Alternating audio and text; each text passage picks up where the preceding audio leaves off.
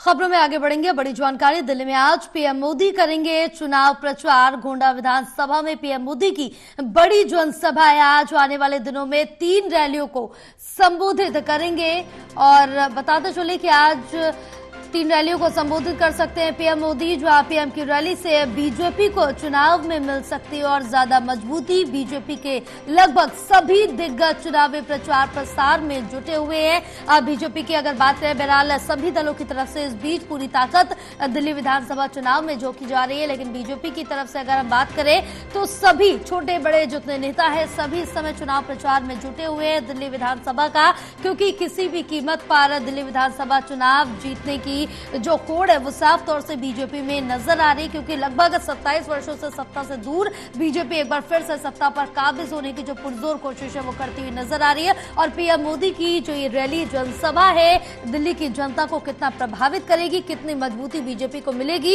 ये भी देखना काफी दिलचस्प होगा। हमारे साथ हमारे सहयोगी रिया जुड़ी हुई है और ज्यादा जानकारी लेंगे। रिया, क्या अपडेट मिल पा रही है पीएम मोदी की रैली और जनसभा को लेकर दिल्ली में? देखिए जयपाल, जिस तरह से राजधानी दिल्ली का चुनाव अब नजदीक है, ऐसे में अब इस दिल्ली के चुनाव में अगर बात करें तो भारतीय जनता पार्टी के तमाम स्टार प्रचारक हैं। हालांकि वो काफी लंबे समय से जो दिल्ली की जनता है उनके बीच में पहुंच रहे हैं, लेकिन अब भारतीय जनता पार्टी के कमान संभालने वाले यानी कि जो देश के प्रधानमंत्री नरेंद्र मोदी, वो भी अब मैदान में उतर चुके हैं। और इस आगाज के साथ जो बीजेपी है उसको और भी ज्यादा मजबूती इस दिल्ली के विधानसभा चुनाव में मिल रही है। हालांकि आज संकल्प रैली है, महारैली है, जिसमें कि कुछ समय में जो प्रधानमंत्री नरेंद्र मोदी है वो शिरकत करेंगे।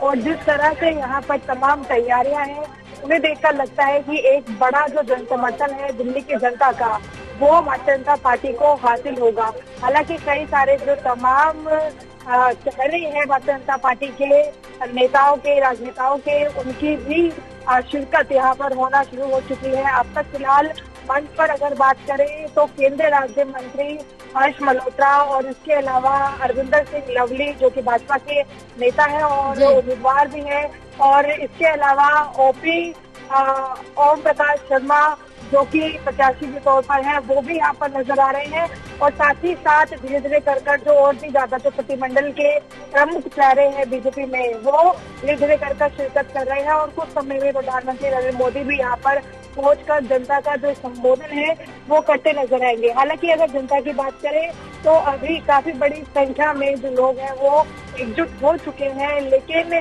काफी बड़ा जो मैदान है यमुना खादर गोंडा का, ये उम्मीद है कि पूरी तरह से जो जनसैलाब है वो यहाँ पर नजर आएगा। क्योंकि बीजेपी ने इससे पहले जो अपने संकल्प पत्र है उनके माध्यम से कई सारी घोषणाएं कर दी है, और इन घोषणाओं के बाद अभी ये संकल्प रैली पीएम नरेंद्र मोदी के माध्यम से इस विधानसभा चुनाव में भारतीय जनता पार्टी को और भी ज्यादा मजबूती देगी। तो जयपाल, जैसे ही पीएम नरेंद्र मोदी यहाँ पर पहुंचेंगे उसके बाद जब संबोधन होगा तब ये और भी अधिक ज्यादा जानकारी मिलेगी कि आखिर भारतीय जनता पार्टी राजधानी दिल्ली की जनता को और क्या कुछ लाभ पहुंचाना चाहती है, ताकि न सिर्फ दिल्ली का विकास हो बल्कि दिल्ली में जो बदलाव है वो भी हो। क्योंकि भारतीय जनता पार्टी का एक नारा लगातार इस चुनाव में सुनाई दे रहा है कि विकसित दिल्ली की जो पहचान है वो भारतीय जनता पार्टी को चाहिए, और बहाने नहीं बल्कि बदलाव चाहिए। इसीलिए दिल्ली में भाजपा सरकार